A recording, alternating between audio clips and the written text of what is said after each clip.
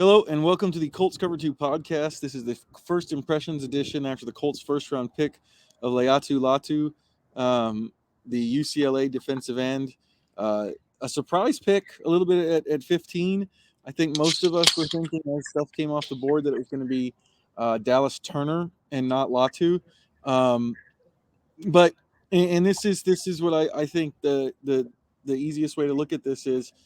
Um, in the past, when Chris Ballard has made these picks, he's often bet on traits. And so the history, I think the reason we all looked at Dallas Turner, although Dallas Turner does have production, um, it he seemed like the toolsiest player, the most Ballard-like player.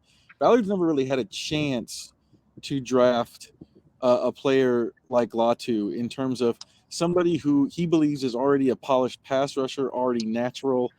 I think there's an admission there that maybe where they've gone wrong in the past is assuming that they can develop a toolsy player and tap into those traits and refine them in a way that they haven't done at the college level. There's a long line of guys that didn't work out. Terrell Basham, Kamoko Toure, Ben Banogu, Kwity Paye. Honestly, Kwity Paye is what we can get to his fifth-year option here in a little bit. But Kwity Paye is a solid starter for the Colts. He's very good against the run. He had 8.5 sacks last year, but he's not really a force player in terms of as a rusher. In terms of he doesn't dictate to the offense. He's much better as a second effort player as the quarterback moves up in the pocket. What the Colts needed was that force player, somebody who could dictate to the offense what's going to happen.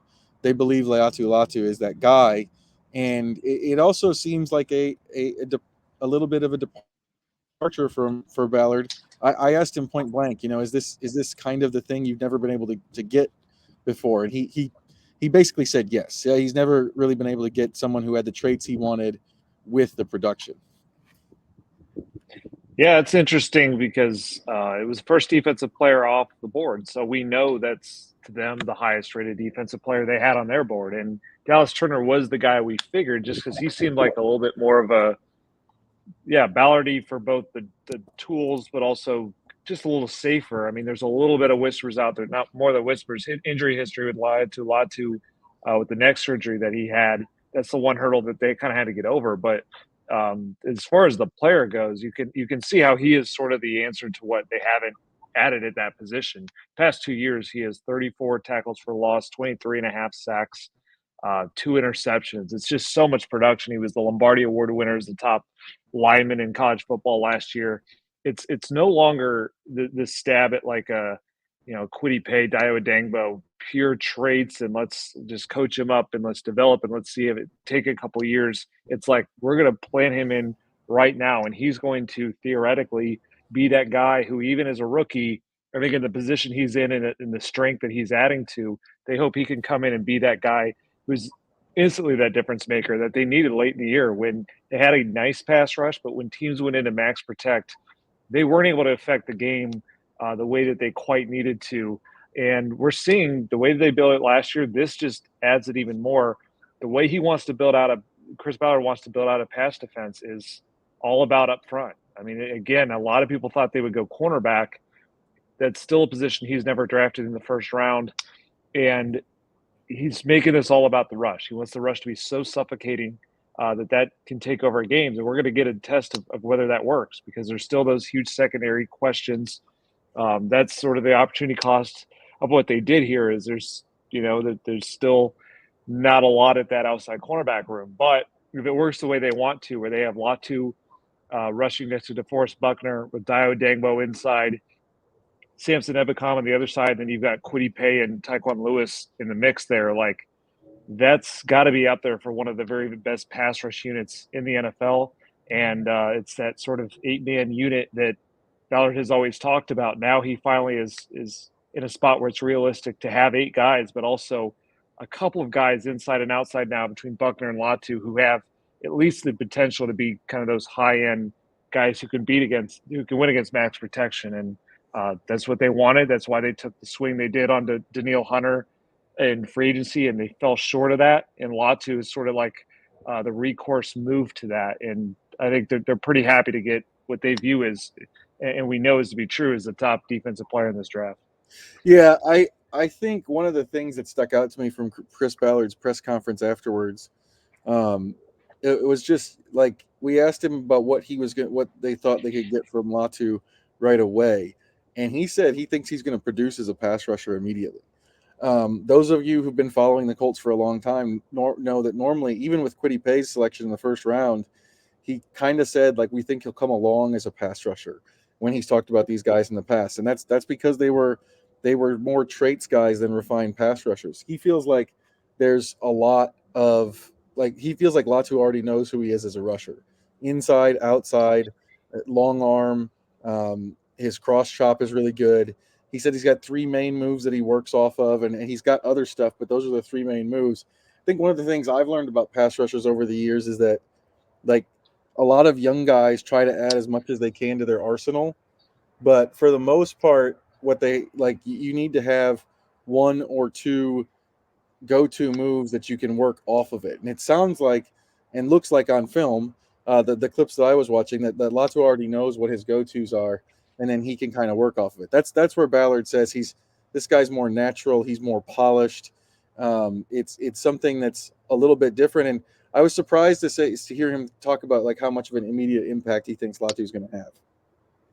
I think that polish is really the difference maker in why they love Latu and why they probably liked him over the other edge rushers that they could have gone after. Is that Kwity Paye, if you think about him, like he did have 8 sacks last season. He's a good player. We know how good he is against the run, but there's concern. I know the Colts had concerns that like he's exactly what you described, which is one of those players that just has he's trying to add all these tools and he has so many and some of them work in moments, but he has not figured out the mix yet of what his top tools are, and maybe his top tools are never going to quite be toolsy enough to really narrow down and be able to set up to win late in the fourth quarter against max protection. And that's Latu already knows who he is. It's worked at a high level, as high level as he can get to for where he was at in college football, but just dominated USC last year and produced just more than anybody else that was in this draft in a major conference. And so, of course, we got to see how it's going to translate to the NFL.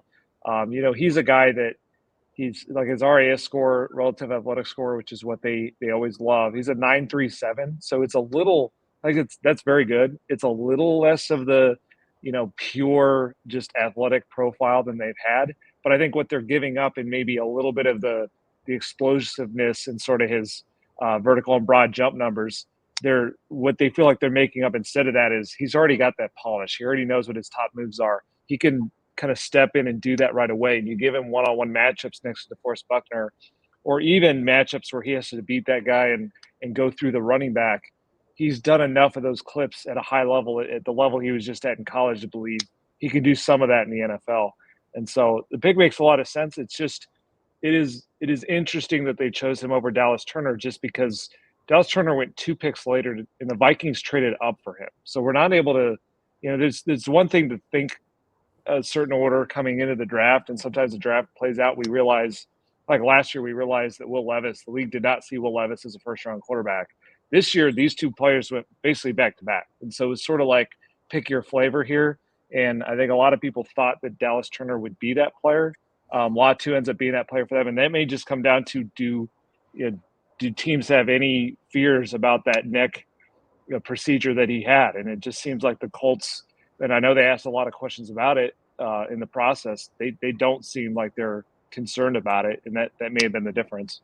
Yeah, their team doctors essentially said the way Ballard explained it. He didn't get into a lot of detail about it. I kind of wish we had another chance to go back and ask him about it again. But he said their team doctors basically said he's played with it for 2 years. He's been explosive.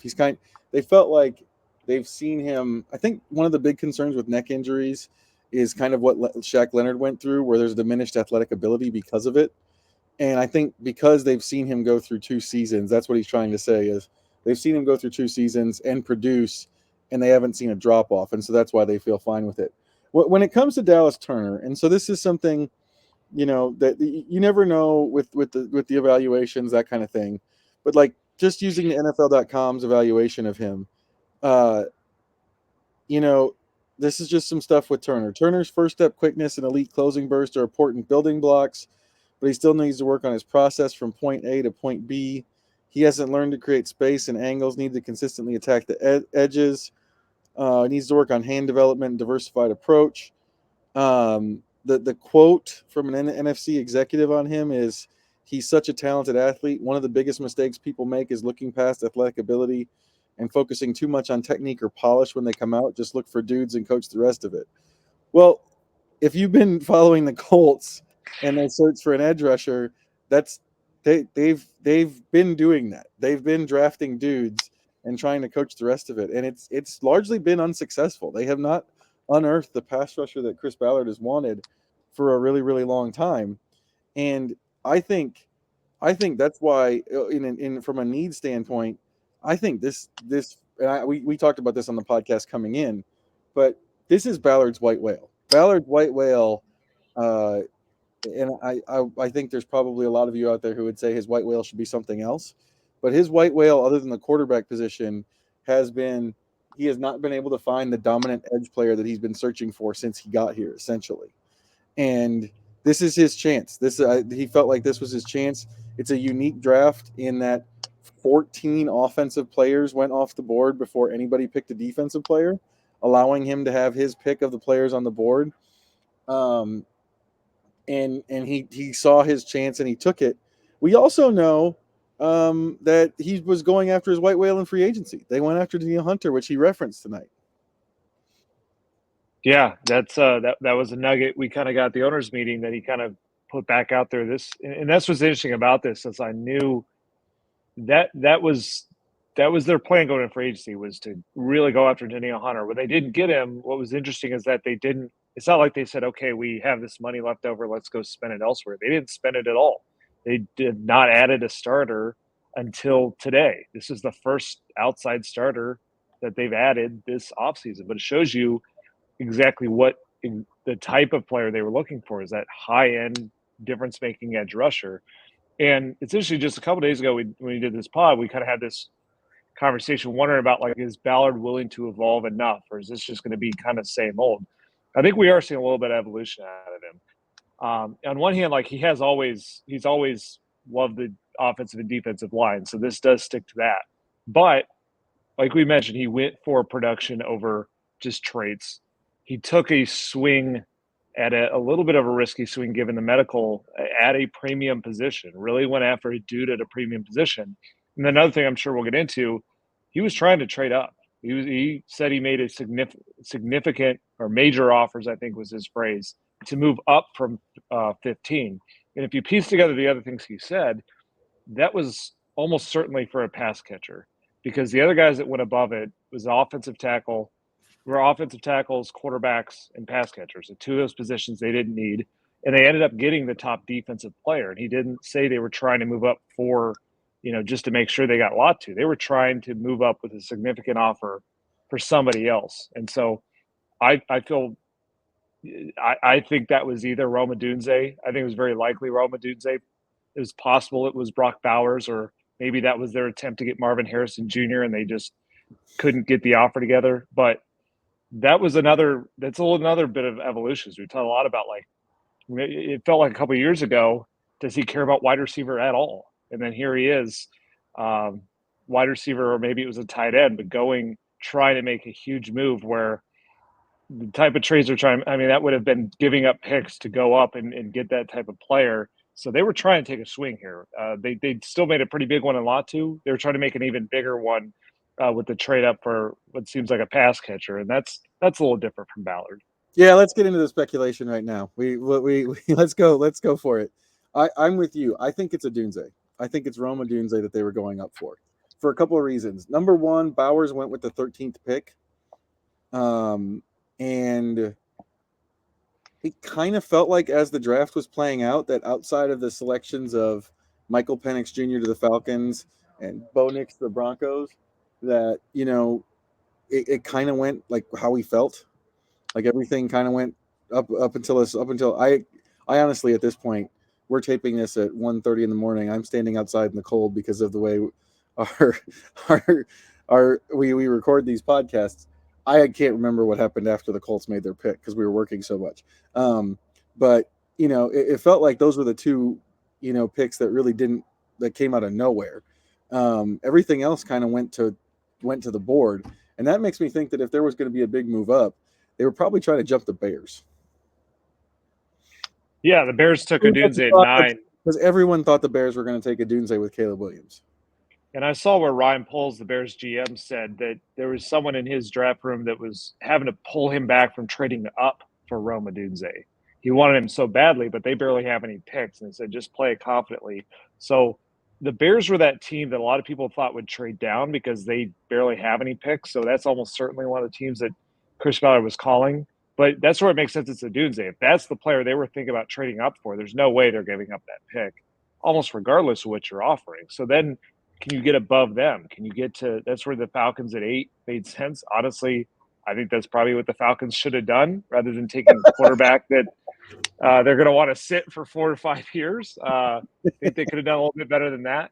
But the other thing that's interesting, too, is you think about it. Marvin Harrison Jr. went number 4. Malik Neighbors went number 6. And Rome Odunze went 9. And then Brock Bowers went 13.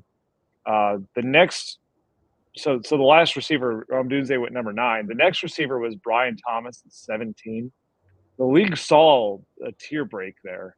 And I can see how the Colts saw it the same way. When they couldn't get that trade up, that's when they stayed put and they kind of went a different direction. They went, okay, we'll take that top defensive player. And to be honest with you, I mean, we don't know. We're never going to know specifically what were their offers. Could they have gotten one of these done? Could they have added a little bit more? But I like the sounds of that process. They really tried to do the thing that I wanted them to do, which was go up, get your guy, make that huge offensive swing for one more weapon for Anthony Richardson. But you do have to have someone who can agree to do that. I mean, if that's not going to materialize, I don't think they had to force a Brian Thomas Jr. there if if they see just a huge, pretty significant teardrop. Instead, they zigged while the rest of the league was zagging, and they got that top pass rusher, which is something that was kind of put off for a while, taking a swing on a developed pass rusher. But here they are, and they did it. And it's the type of thing you need to do in the window with a rookie quarterback. So without knowing everything about the medicals with Latu, and of course we have to see how he plays out. But I have a hard time criticizing what they did tonight. With what Chris Ballard said about why teams didn't want to move down. So what he said essentially was teams didn't want to move all the way down to 15. He referenced, the trade they made in 2018. They went from 3 down to 6, how that was a deal they were willing to make because going down to 6, they were still able to get a premium player in Quentin Nelson, who's proven to be a premium player since then.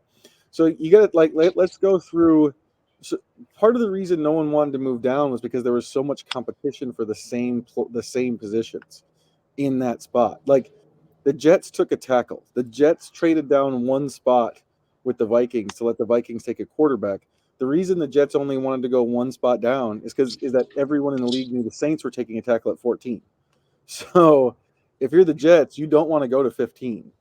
If you're one of the teams that wants a quarterback, like there were 6 quarterbacks in the first 12, you're terrified that you're going to end up like the Broncos and picking, I'm sure Sean Payton says that Bo Nix was who they wanted the most, but you're terrified you're going to end up picking like that, or the Raiders, or being the Raiders and going, well, we're going to take a second tight end because we missed out on all 6 quarterbacks. The way this worked out was all of those teams in the top 14 were kind of playing against each other. And because of that, I think they were worried about going down to 15 because they could see what was coming. They saw that there was 14 offensive players coming off the board. They knew if they went down to 15, they might not get any of the players they were looking for at their positions they needed. And the other thing about it, too, is obviously quarterback, it was great for the Colts to see 6 go in the first 12 picks. That meant they had a chance at better players. But those 6 teams are the teams that don't want to trade down. If you're set on drafting a quarterback, it's a race to go up. Some of those teams are doing it because they felt like they had to. That's how it felt with the Broncos and the Falcons didn't have to do it. I don't know why they did. But the Broncos, that felt like a pick, hey, we have to get a quarterback. It's just that time. And outside of that, it was teams that felt like they had to support their quarterbacks, whether that was the Bears drafting Rome Odunze or the Cardinals drafting Marvin Harrison Jr. The Colts operated in that mindset too. They just drafted Anthony, and that was what I wanted them to do. And it sounds like they tried, but they're trying to convince other teams that are trying to do the exact same thing And what you're offering in order to do that is probably other picks in this draft. And it seems like the league saw this the same way, where there's just a huge drop off at a certain point in this draft. And I think it probably happens after pick 20 or so. Chris Ballard said there were 19 to 21 first rounders. And I remember when we were doing the exercise yesterday, when we got into the second round, like, oh my gosh, the drop off in talent felt, at least in terms of like pure athletes, the athletic upside, it felt like a very significant drop. And so if the league doesn't, and then there were certain teams that just, they're fine on picks, or they're fine, like they want those premium level players. I know like what a lot of teams will think, or not a lot of teams, some teams will think like just the way GM operates is we're not planning to pick in the top 10 again. And so if you're here and you have a chance at a Rome Odunze, why do you need to trade down and add extra later picks? You could just take Rome Odunze. That's just sort of the struggle that I think any teams had. There was a lot of noise about teams trying to trade up, and then there weren't as many trades as you would have guessed, because it was like no one wanted to trade down. That's just kind of how it felt. Let's get into this. I think this pod's going to go up in the morning. Unsure. By the way, if anybody's watching this on video, if you see me like spinning my computer around, it's cold. I'm trying to stay warm. Let's get into the second and third round, because that's kind of where your focus was tonight. I was writing about Latu and kind of the stuff that happened today. You were kind of focused on, second round, third round, what's up next. What do you see sitting out there? Well, so like we said, coming into it, it felt like pass catcher and corner were their top needs. Well, those are still out there since they went for the defensive end. So it makes sense that those theoretically could be their next two picks. So I think that's what's most likely. I absolutely think a pass catcher is coming today. If that's what they were trying to move up for, it shows you, yes, I mean, there's a huge difference between Rome Odunze and what's left. But we know they need one. They only have 3 guys who played last year, and there's still some solid ones out there. So a guy like Texas's Adonai Mitchell, am I saying that right? Adonai Mitchell. That's right. He's a guy that fits in a lot. Like, he's relative athletic score, out of this world, deep speed, size too, which Chris Ballard likes. He's kind of got that package as a player and just kind of 1 year of production. But that guy makes a lot of sense. Troy Franklin out of Oregon's another one we had in our mock draft. He's a big play, explosive player, but he's a little lighter, who's out there. So those are a couple of receivers that make sense. And then corner, the guy that we actually mocked in our trade back in the first round, Cooper DeJean out of Iowa, is still out there. Now, I'd imagine that he's going to go kind of early in the second round. They've got to get through like 15 picks in order to make theirs. So if they were willing to trade up and give up picks in the first, maybe they'd consider doing that in the second to address one of these needs. I think it's also quite possible that they just like their quarterback room better than some of us do. So I could see that being more their third round focus. And that's where a guy like Cam Hart, who's a Notre Dame cornerback, is the guy who stands out to me as a great fit for them in terms of, we know they have a type at corner as far as, when they want length and physicality. They don't care as much about the long speed. Cam Hart, there's not a lot of guys that fit that actually on day 3, but he's one of them that does. So those guys kind of stand out. If they were to surprise us, I think it would be, just like I mentioned, if they just decide, we like our corners and we'll just add a guy in day 3 just to have numbers. If they were to do that, I could see maybe looking like a third round running back, and then kind of one guy that'd be just a total wild card as far as maybe positional needs that you wouldn't think about. But if he happens to be there, it's going to be kind of hard to pass up on. Is Edgerrin Cooper, the linebacker out of Texas A&M, is sort of your, like, you look at his profile just as far as a college player coming into the draft, like it's similar in a lot of ways to what Shaquille Leonard was. Of course, they just had to move off Shaquille Leonard. And like we talk about, linebackers a little underrated of a need. So those are some of the guys I think could be on the radar. But for the most part, I'd be shocked, absolutely shocked, if they don't draft a wide receiver tomorrow. And then that other pick's probably one of those defensive spots. Yeah, we've heard all the talk about how deep the wide receiver class is kind of all off season, and that the draft is super deep at wide receiver. But that depth is coming off the board very quickly. The last two picks, Mm-hmm. or I think 3 of the last 5 picks of the first round were wide receivers. Xavier Worthy, Ricky Pearsall, and then Xavier Legette was the last one, I believe. So I did. Hey, Yep. I did keep track of something in the back end of the round. But there's 7 receivers off the board already. You'd assume that more are going to come off the board. That there's probably some other teams that have needs that like people that are going to make picks tomorrow. So I do think that they probably need to get on that. But the other thing I keep thinking about is 46 is actually pretty far down there. Like in terms of DeJean, in terms of we've had other drafts with the Colts where like Rocky Sin's year, Michael Pittman's year, where they were making a pick right away, and so you could kind of look at the second day board and go, well, they're definitely gonna it's definitely gonna be one of these 3 or 4 guys because they had a pick so quickly. That's not the case. They're gonna have to wait around unless they move up. They're gonna have to wait around a little bit more, and I think I'm just that the way that the receivers are coming off the board now. I guess the flip side of that is that, several of those teams in the first round several of those teams in the top of the first round, Arizona, New York, Chicago doesn't have a second round pick, right? Nope. So those 2 teams have already addressed theirs, but there's other teams that need them. Like the first pick of the second round is the Buffalo Bills now, who traded away Stephon Diggs. So yeah, a trade up in the second round is I don't think super out of the question. They've done it before with Jonathan Taylor.